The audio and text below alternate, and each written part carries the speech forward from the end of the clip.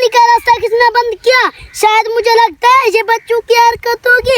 आराम से खेतों को पानी देने भी नहीं देते। अब भी खोलता हूँ इसका रास्ता।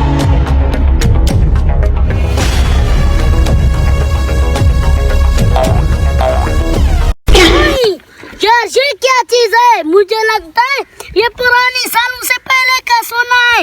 अभी मैं अपनी बड़े भाई इरशाद को बुलाता हूँ। इरशाद इधर आ जा जल्दी, आज तुम्हारी लॉटरी लग गई। हाँ, ये छोटे भाई को क्या मौत पड़ गई? हर वक्त बुलाता रहता है। अभी जाके इसे देखता हूँ। अबे इरशाद साले जल्दी आ, वरना कोई देख ना पाए। ये जमीन वाले हराम गोरा, जल्दी आ।